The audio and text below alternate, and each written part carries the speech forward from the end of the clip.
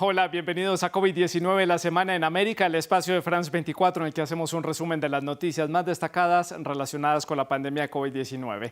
A continuación, algunos de los temas que trataremos en este programa. Hablaremos, por supuesto, de la nueva variante Omicron detectada en Sudáfrica. Ya es considerada por la OMS como una variante de preocupación con una gran cantidad de mutaciones que tiene un mayor riesgo de reinfección frente a otras variantes. ¿Qué podemos hacer? ¿Cómo prepararnos? Vamos a analizar el tema en unos minutos en nuestra consulta con el doctor Pérez. Hablaremos también de la situación en Perú y en Ecuador, países en donde los casos de contagio han repuntado en los últimos días. Las autoridades de ambos países han reforzado los sistemas de vacunación, los planes de vacunación en estos países. En Ecuador ya está disponible, por ejemplo, la tercera dosis, mientras que en Perú algunos científicos locales han detectado hasta 30 mutaciones de la variante Delta. Y hablaremos, por supuesto, de Europa, que sigue en alerta ante el reciente pico de contagio de COVID-19. Por ejemplo, Eslovaquia estableció 2 semanas de confinamiento y Portugal, que es el líder de vacunación en la Unión Europea, reimpuso medidas que van antes y después de las fiestas de diciembre, es decir, Navidad y Año Nuevo. Alemania ya superó las 100.000 muertes por cuenta del coronavirus. Veremos cómo está el panorama en el viejo continente.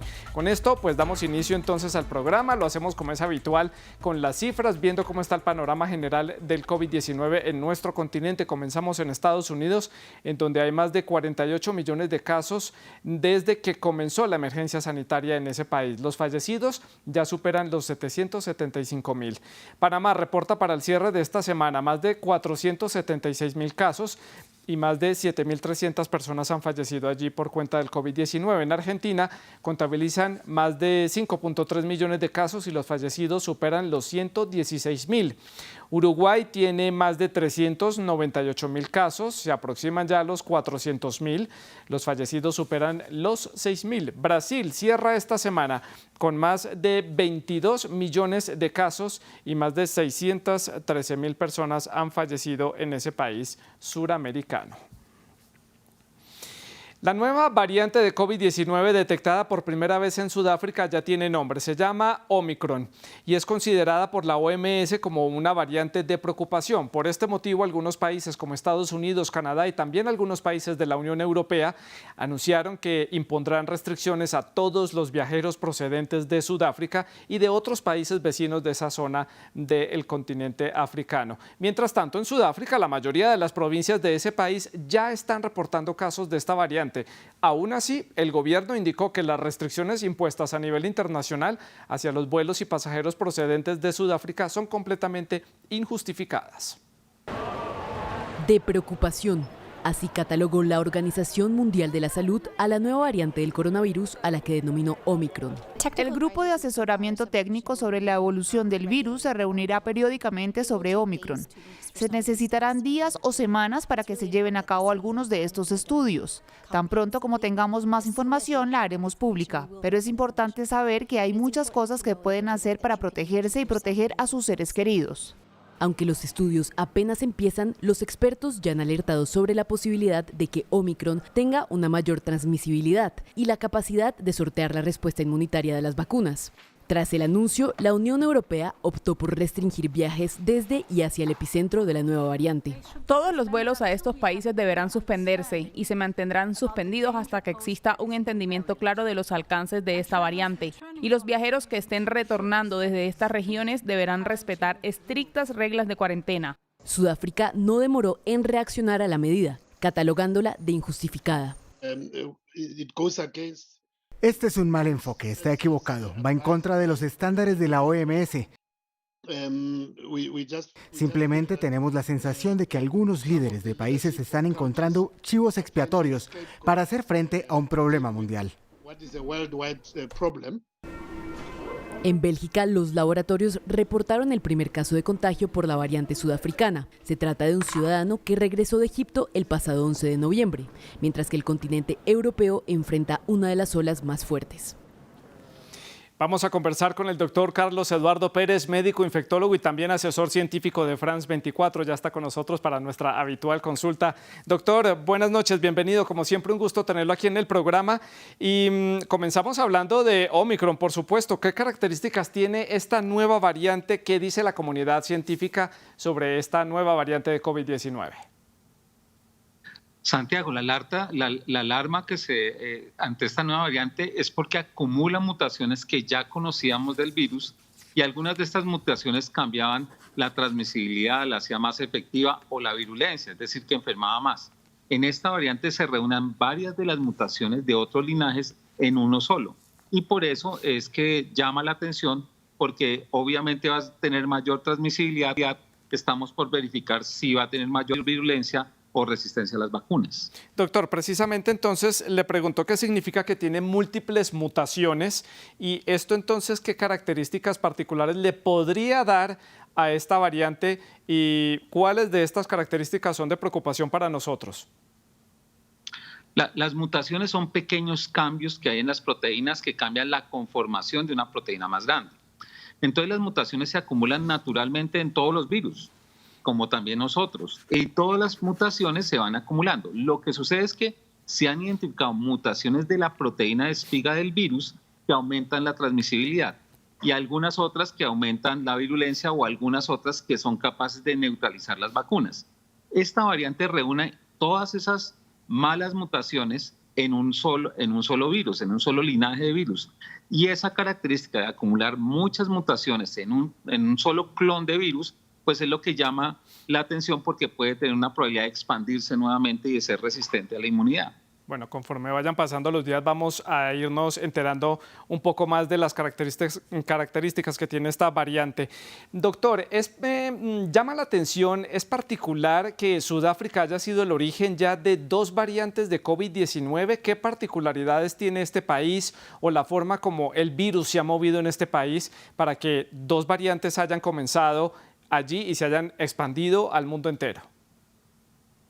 Digamos que una de las particularidades también es que en Sudáfrica tienen una red de investigación genómica bastante importante. Entonces, tienen capacidad de encontrar estas mutaciones distintas en otros países.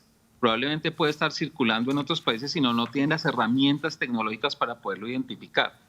Obviamente en el continente africano hay una asimetría social, una falta de acceso a las vacunas, es el continente con menos tasas de vacunación. Y ya sabemos que mientras haya personas no vacunadas, que el virus se esté replicando y casos activos van a suceder estos linajes. Entonces yo creo que la combinación de tener una situación de poca vacunación, alta circulación, sumada a una vigilancia genómica, realmente es muy buena en Sudáfrica y por eso es que identifican rápidamente estas mutaciones. Entonces, se unen estos 2 aspectos para decir que es sudafricana. Pero creo que uno de los grandes problemas es estigmatizar una región por estas mutaciones. Es que hicieron bien su trabajo y la pudieron identificar. Probablemente puede estar en otras partes del mundo y no se han dado cuenta. Claro, y también una forma de no estigmatizar es que a estas variantes se les ha dado un nombre para no decir la variante de X o Y país para que no se estigmatice a las personas que son de estas regiones. Doctor, punto importante, las vacunas que tenemos actualmente en circulación, que nos han servido para hacer frente a las variantes que teníamos hasta el día de hoy que se ha dado a conocer esta noticia y esta alerta a nivel internacional. ¿Es suficiente estas vacunas? ¿La tercera dosis o dosis de refuerzo que ya está en marcha en muchos países puede ser suficiente para hacer frente a esta nueva variante? Claro, ese es el gran interrogante y por eso cuando se coloca que es una variante de preocupación, ya no de interés, sino de preocupación, es porque se emplean los estudios clínicos con las vacunas que se están haciendo actualmente. Definitivamente estar vacunado va a ser mucho mejor que no estar vacunado. Digamos, no va a ser el mismo terreno para el coronavirus de una persona que esté inmunizada y sobre todo reforzada la inmunización a cuando una persona no tiene ningún tipo de defensas para los coronavirus. Entonces, no sabemos todavía, y eso es lo que se va a testear en estas próximas semanas, cómo es el comportamiento de este linaje con las vacunas actuales y con los refuerzos, pero sin duda las personas no vacunadas van a ser el gran proceso de transmisibilidad. Y no tengo ninguna duda que las vacunas en alguna medida nos van a servir para este linaje. ¿Qué tanto? Si mucho, poquito o moderado, es lo que vamos a desarrollar en el tiempo. Complemento eso que usted dice, doctor, diciendo que la farmacéutica Moderna dice que va a desarrollar un refuerzo de la vacuna que tiene actualmente para que pueda combatir esta nueva variante de COVID-19. Ya poco a poco hay reacciones en la industria. También la Agencia de Salud de la Unión Europea dice que hay un riesgo de que Omicron se propague rápidamente en Europa. El riesgo es de alto a muy alto. Muchas gracias, doctor, por esta consulta aquí en COVID-19, la Semana en América. Gracias por estar con nosotros. Vamos ahora a ver cómo ha avanzado la vacunación en nuestro continente. Les presentamos a continuación el porcentaje de la población con esquema de vacunación completo. Demos un vistazo a las cifras de Estados Unidos. Allí el 57,88% de los ciudadanos ya tiene el esquema completo. México cierra esta semana con el 49,61%. Chile llegó al 83,42%. Uruguay el 76,14%, mientras que Colombia terminó esta semana con el 46,99% de la población con el esquema completo. Vamos a hablar ahora de México, que es uno de los países que cuenta con el portafolio de vacunas anti-COVID más amplio del mundo. Este país ha inoculado a sus ciudadanos con vacunas de Pfizer, CanSino, AstraZeneca, Sputnik V, Sinovac, Janssen y Moderna. En efecto, los contagios y hospitalizaciones han ido en descenso allí en México y continúan a la baja en toda la República Mexicana, aunque las autoridades ya advirtieron esta semana que podría presentarse un repunte de contagios en el corto plazo. Buenas noticias para México. Los contagios por COVID-19 van en descenso por 17 semanas consecutivas, algo que se ha visto reflejado en las hospitalizaciones y decesos. En esta semana tenemos una reducción nuevamente más cuantiosa que la semana pasada, que fue de -8, ahora abrimos nuevamente con -17. Esta trayectoria es esperable cuando ya se tiene intensidad epidémica menor. Lo mismo vemos en el indicador de la ocupación hospitalaria, se siguen desocupando las unidades COVID y noten también, como lo hemos dicho, es muy importante que en algunas entidades federativas ya empezó a ocurrir que pasan algunos días sin que se presente una sola defunción por COVID, lo cual es sumamente alentador y habla también del beneficio de la vacunación y la reducción sostenida de la epidemia. La ocupación media de camas generales se mantiene en 17% y el uso de camas de terapia intensiva en 13%. Aún así, un estudio realizado por la Universidad Johns Hopkins reveló que es el cuarto país con más muertes por COVID-19, detrás de Estados Unidos, Brasil y la India. Y es la 15ª nación en número de contagios confirmados. Sin embargo, la semana pasada, el secretario de Salud, Jorge Alcocer, alertó sobre la posibilidad de una cuarta ola. Aún así, el gobierno mexicano no tiene planes de imponer mayores exigencias a sus ciudadanos. Nosotros no vamos nunca a volver obligatoria la vacunación. No, porque nosotros tenemos un pueblo que es mucha pieza, el pueblo de México. Estamos en los porcentajes más altos de vacunación en el mundo. De una población de más de 128 millones de habitantes, más de 76 millones de personas mayores de edad tienen al menos una dosis de la vacuna, mientras que más de 64 millones ha recibido el esquema completo. El país azteca se encuentra vacunando a menores de entre 12 y 17 años con comorbilidades y anunció recientemente que inmunizará a todos los adolescentes de entre 15 y 17 años. Vamos ahora a dar un vistazo a ver cómo está la situación en Perú. Allí en la ciudad de Lima está Francisco Zacarías, nuestro corresponsal. Francisco, gracias por acompañarnos hoy en el programa. Y un grupo científico de peruanos ha detectado cerca de 30 mutaciones de la variante Delta en ese país suramericano. ¿De qué se trata?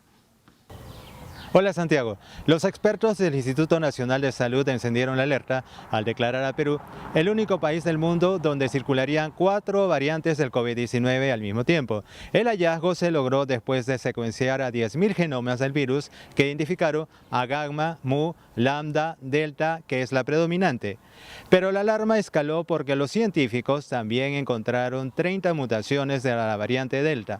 Víctor Jiménez, microbiólogo molecular del Instituto Nacional de Salud, reveló que los 30 sublinajes identificados podrían ser los causantes de una tercera ola y quizás de una eventual cuarta ola en el futuro. Perú lleva un avance de vacunación con el 63% de su población objetivo. Más de 17.750.000 personas han sido inmunizadas con las 2 dosis contra el COVID-19. Sin embargo, los científicos exhortan a los peruanos a respaldar el proceso de vacunación y no bajar la guardia con los protocolos sanitarios. Francisco, también destacado esta semana allí en Perú es el leve aumento de casos que han presentado algunos distritos en Lima, la capital. ¿Qué dicen las autoridades allí? Un estudio de la Unidad de Inteligencia y Análisis de Datos del Sistema Sanitario de la Seguridad Social alerta el incremento sobre 200% de contagios de COVID-19 en algunos distritos de Lima. El reporte detalla que existe incumplimiento de las medidas de bioseguridad por parte de los afectados. Mientras tanto, el Ministerio de Salud lanzó una alerta epidemiológica a los establecimientos de salud públicos y privados ante el incremento de casos y hospitalizaciones que genera el SARS-CoV-2 en diversas regiones del Perú. Las autoridades ordenaron fortalecer los servicios de atención y activar acciones de prevención y control ante un alto incremento de casos por el desplazamiento de la población por las compras navideñas, así como las reuniones sociales por Navidad y fin de año. Para Óscar Ugarte, exministro de Salud, la alerta epidemiológica por incremento de contagios podría ser el inicio de una tercera ola del COVID-19. Francisco, finalmente, ¿qué información hay sobre ese regreso a clases? Cerca de 95.000 colegios en el Perú van a regresar a clases presenciales. Las autoridades anunciaron que 95.000 escuelas están habilitadas para brindar clases presenciales y semipresenciales antes de que termine este 2021. Se hará prioridad a alumnos del último año de educación secundaria. Contando con más del 87% de docentes que en territorio peruano completaron su vacunación contra el COVID-19, el presidente Pedro Castillo afirmó que el país volverá a las clases presenciales en marzo del 2022 y también señaló que se afinarán protocolos sanitarios para que las escuelas sean espacios seguros para los maestros y los estudiantes. Sin embargo, el sindicato que reúne a los docentes sostiene que el retorno de 8 millones de escolares a las aulas requiere que se mejoren las condiciones en la infraestructura en los colegios. Denuncian que muchas escuelas no son aptas para recibir a los estudiantes. En medio del conflicto, el Fondo de Naciones Unidas para la Infancia, UNICEF, coloca a Perú en los últimos lugares de Sudamérica en el retorno a clases presenciales. Francisco, muchas gracias por este completo reporte desde la ciudad de Lima. El Ministerio de Salud de Francia pospuso la puesta en marcha de la ley que imponía la obligatoriedad de vacunarse a los trabajadores de salud en los territorios de ultramar de Martinica y Guadalupe en el Caribe. Esto ante la violencia y las manifestaciones ciudadanas en rechazo a esta medida. Veamos. Las escenas de destrucción vistas estos días en las islas de Martinica y Guadalupe obligaron a dar marcha atrás al gobierno francés. El Ministerio de Salud anunció el congelamiento temporal de la medida de la vacuna obligatoria a los trabajadores sanitarios de estas islas. Y es que departamentos como el de Martinica llevan días viviendo protestas violentas por este motivo. En las calles de la isla se suceden las barricadas y los comercios saqueados. E incluso la residencia del más alto representante de la Francia metropolitana fue atacada. Siento desolación e incomprensión por el hecho de que la gente esté destruyendo para divertirse. Las familias están impactadas, no se dan cuenta de los esfuerzos que ponemos para emprender esto.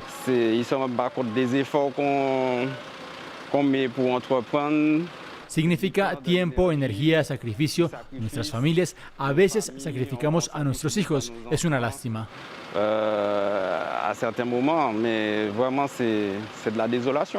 La violencia proviene del rechazo de una parte de la población hacia las vacunas. En las últimas horas se han llegado a reportar ataques con armas de fuego a policías, algo que ha motivado la implantación del toque de queda desde este jueves y la condena desde París.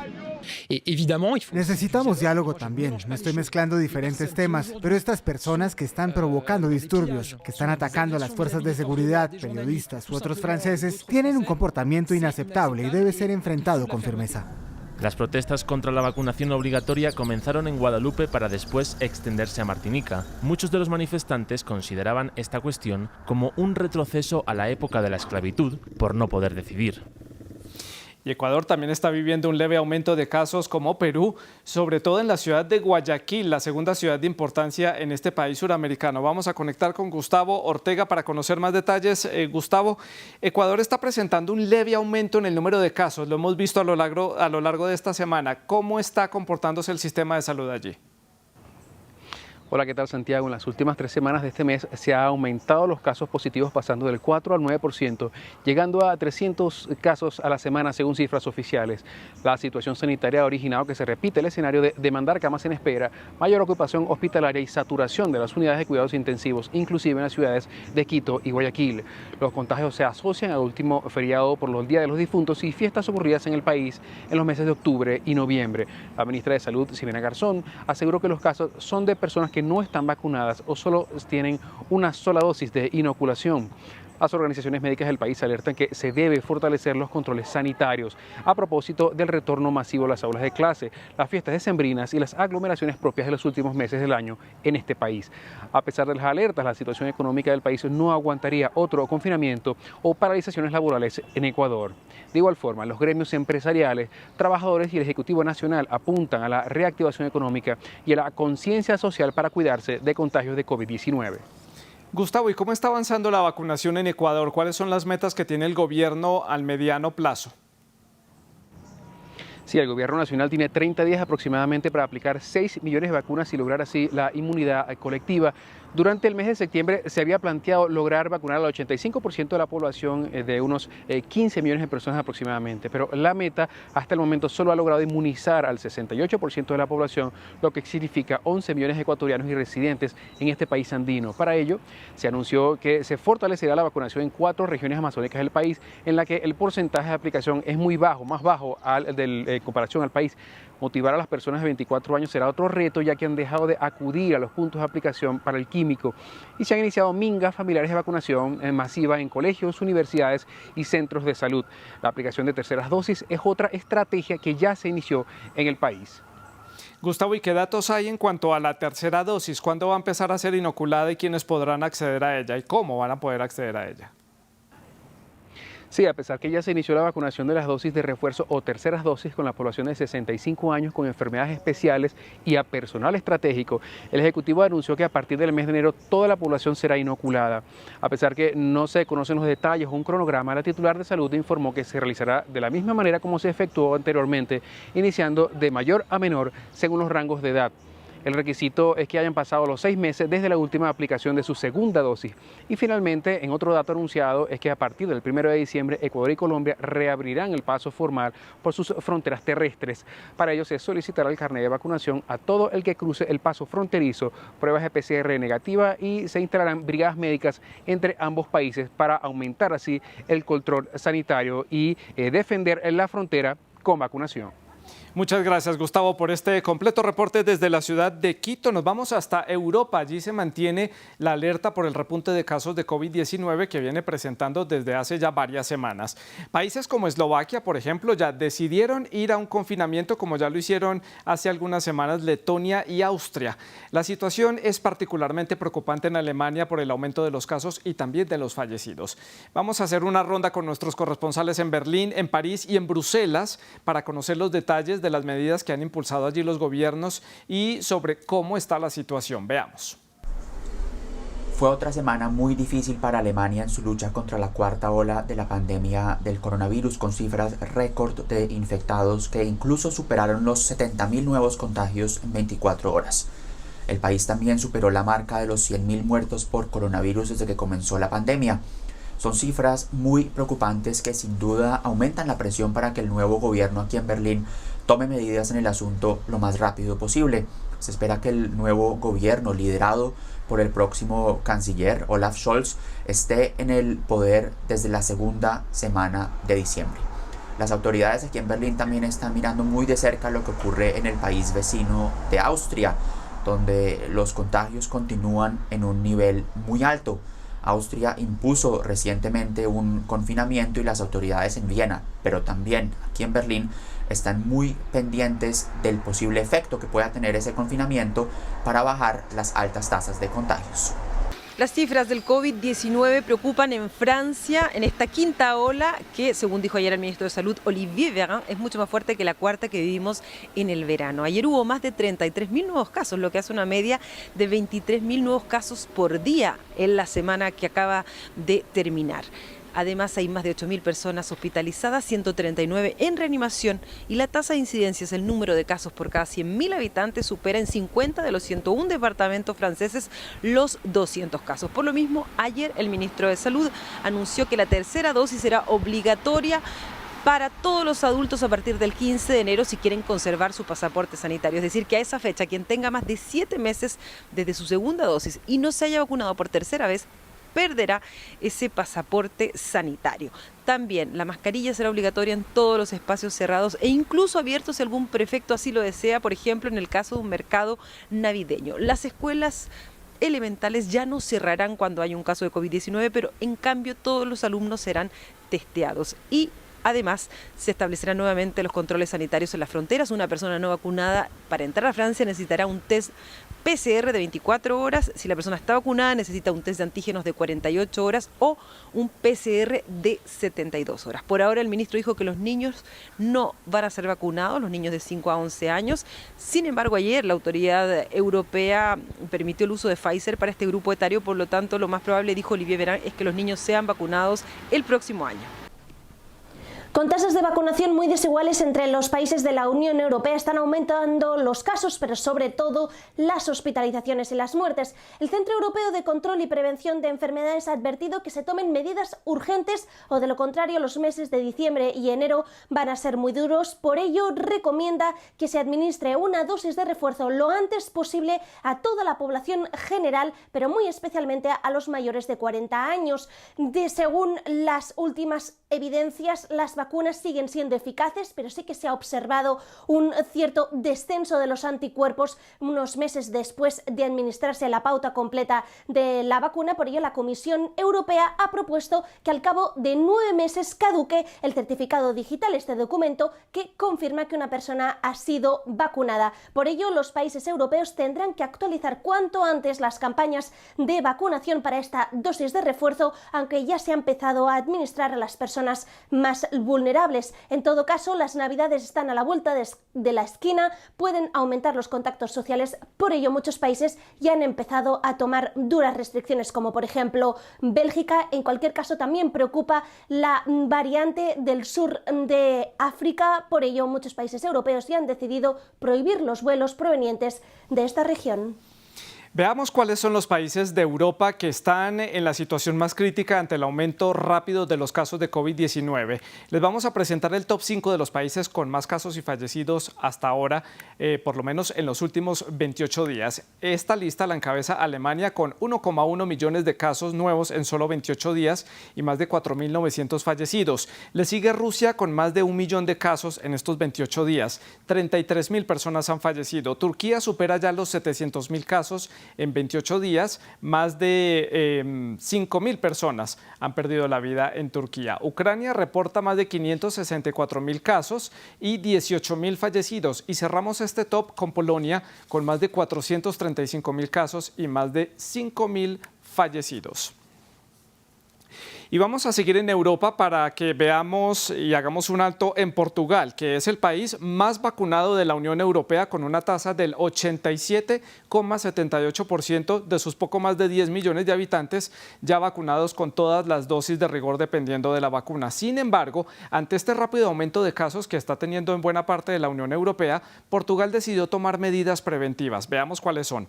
A partir del 1 de diciembre vuelve a ser obligatorio el uso de la mascarilla. Será necesario presentar un certificado de vacunación y serán exigidas las pruebas de PCR para algunos casos determinados. Asimismo, habrá restricciones en el aforo y será necesario tener un resultado de un test o un PCR negativo para poder ingresar a tierras portuguesas. A partir de esta idea del gobierno, ellos van a intentar mantener activa la industria turística, que es la principal fuente de ingresos de este país. Eso sí, después del 1 de enero, el teletrabajo va a ser obligatorio. Habrá cierre de bares y discotecas y se suspende el regreso a las clases. Y todo esto volverá a ser virtual. Todo esto por un espacio de 2 semanas, es decir, las 2 semanas posteriores a las fiestas de Navidad y Año Nuevo. Esta es una manera con la que esperan hacerle un cerco al virus para las personas que se contagien durante las fiestas y que luego pues se queden en casa en las 2 semanas siguientes y no contagien a más personas. Cambiamos de tema. La pandemia y la necesidad de imponer restricciones, como ya lo hemos visto, como por ejemplo la movilidad o el confinamiento en casa, agudizó la violencia de género en el mundo entero. Se calcula que cerca del 45% de las mujeres han sufrido violencia durante los últimos meses o en los meses más complicados de la pandemia. Veamos. América Latina vive 2 pandemias en paralelo. La primera por COVID-19, la segunda por violencia de género, algo que, según un estudio llevado a cabo por la organización ONU Mujeres, que recogió datos en 13 países desde enero de 2020, incluidos Colombia y Paraguay, se intensificó en todo el mundo desde el inicio de la pandemia, que desencadenó en un largo confinamiento. El panorama es bastante desalentador y, como lo definimos desde ONU Mujeres, lo que ha ocurrido es una pandemia en la sombra con la violencia contra la mujer. Ha aumentado muchísimas las llamadas, las denuncias. El 45% de las mujeres declararon haber sufrido violencia de género o haber sido testigo de ella. Un 25% afirma que los conflictos en sus hogares han sido más frecuentes, mientras que 7 de cada 10 mujeres afirman que el abuso verbal por parte de sus parejas se ha vuelto más común desde el confinamiento. Para empezar, yo diría que la violencia contra las mujeres en América Latina y en Bolivia ya tiene dimensiones pandémicas, ¿no? O sea, la violencia misma, los feminicidios, por las formas como se están dando, es una pandemia que nos está atacando, ¿no? Creo que hay que entenderlo desde ese punto de vista, porque no es solamente durante la pandemia que ha sucedido, sino que permanentemente se va presentando. En México se han producido 840 femicidios en lo que va del año y un aumento de más del 28% en el delito de violación, un alza del 4.9% frente al mismo periodo del año pasado. Los femicidios en El Salvador se elevaron un 31.25% en comparación con 2020 y en Venezuela se han registrado 200 asesinatos de mujeres en lo que va del año. Sin embargo, solo el 40% de las mujeres que sufren violencia de género en el mundo piden ayuda. Una problemática que, al igual que la pandemia de COVID-19, parece no tener un fin cercano.